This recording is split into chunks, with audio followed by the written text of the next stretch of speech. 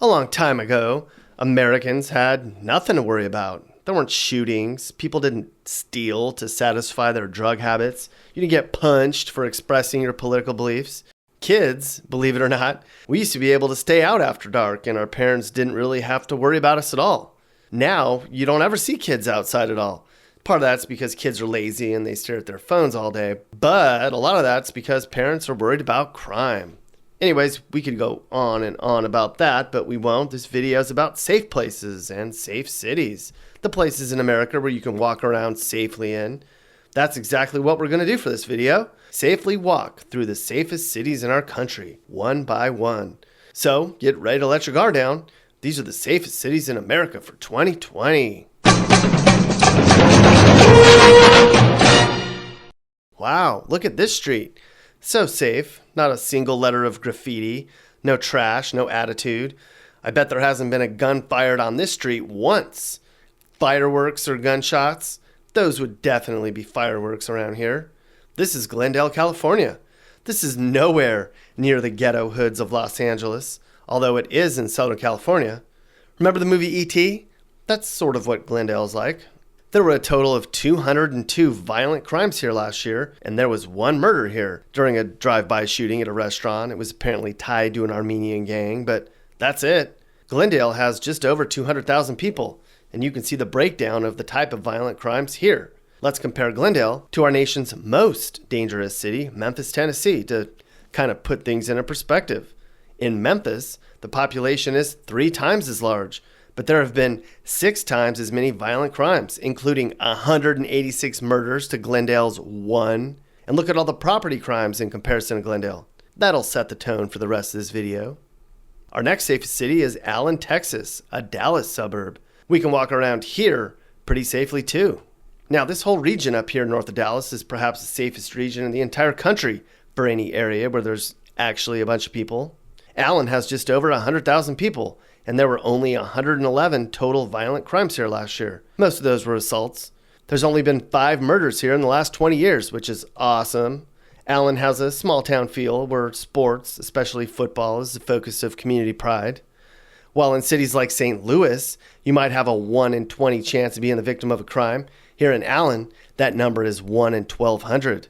A real big difference. We don't have to walk too far to get to our next safest city. That's because we're in Frisco, another Dallas suburb. Here, it's a little bit safer than next door in Allen, but they're basically the same. Safety is the main draw for families who are fleeing their ghetto states, which is why, collectively, all of these Dallas suburbs are just about the fastest growing region in the nation. And the big reason Texas is one of the fastest growing states.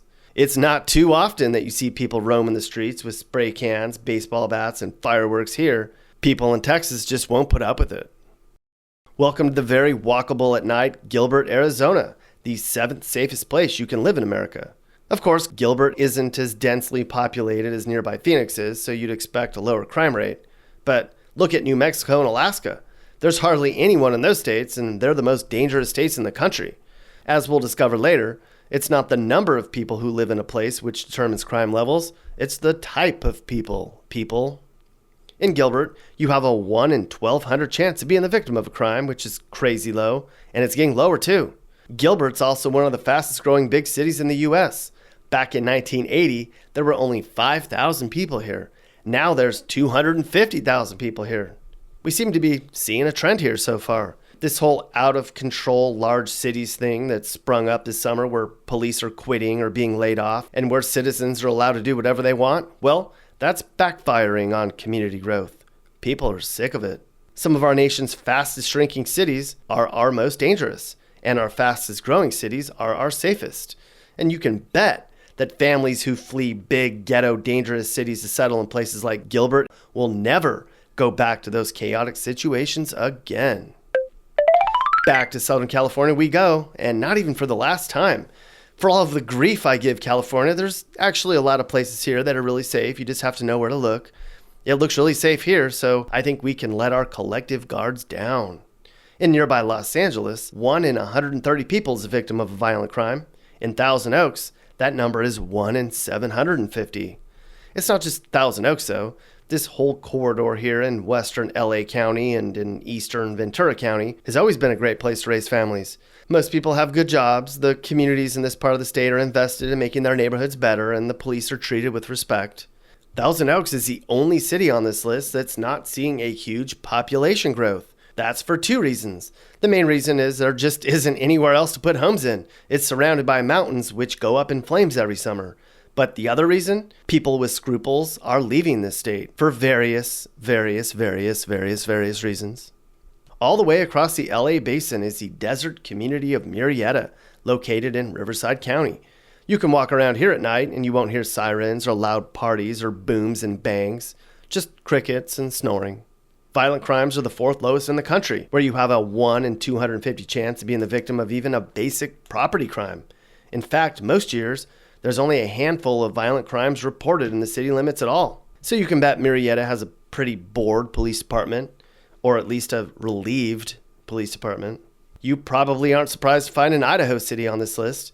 That's because Idaho is one of a few states with the majority of Americans that still value honesty, hard work, and respect. I know I sound like our grandparents, but it's true. Meridian is a Boise suburb where violent crimes and property crimes are about half the national average, but it's not the same type of crimes here as you would see in some of our worst places to live, that's for sure. But is it just the morals of the community that make places like Meridian and Idaho so safe? Mostly. But the other side of the coin's the law enforcement aggression. Cops don't mess around here, fella. Idaho's prisons are over capacity, so much so that they have to ship offenders to prisons in other states. There's no catch and release in this state. But law enforcement isn't heartless in Idaho, though. In fact, last Christmas, police officers in Boise handed out chocolate bars instead of traffic tickets. Can you imagine if Baltimore cops handed out candy instead of tickets? People in Baltimore would run lights just for the free snacks. And residents in Idaho don't mess around either. Just recently, there was a rumor that out-of-state protesters were planning to wreak havoc on a small Idaho community. Residents stood guard and ran them out of town. Good for you, Idaho. Our last stop in California brings us to the famously safe community of Irvine, right in the middle of Orange County. It's a fairly wealthy white community where people aren't drive-by shooting or robbing for drugs. Irvine actually had the lowest number of shootings in the nation last year, 0. And it has the lowest number of police officers per capita too, at 9 per 10,000 people. That's because people in Irvine know how to act like adults. The only reason Irvine doesn't win as the nation's safest city is property crimes here are actually higher than the last two cities, like in Cary, North Carolina. This Raleigh suburb has seen only 8 murders in the last 20 years, which is super low for a booming city of nearly 200,000 people. The only reason Cary didn't rank as the safest place in America is, again, the number of property crimes, primarily thefts. But 1,300 thefts in a city this large for the whole year means that every day only 4 things are taken. In Philadelphia, 4 things are stolen every second. And in which American community can you remain the safest? In Naperville, Illinois, a Chicago suburb. But this is nothing like Chicago. In Chicago, there were 105 murders and 584 shooting victims in July alone. In Naperville, there were only 163 burglaries for the entire year. So, on average, Chicago sees 3 murders a day, and Naperville has 2 thefts a day. That's about as big a difference in crime as you'll see in this country, and these places are only like 30 miles apart. But why is this? How can there be such a big difference in crime, only 30 miles apart? Wealth, primarily. Naperville is the 11th wealthiest city in the country.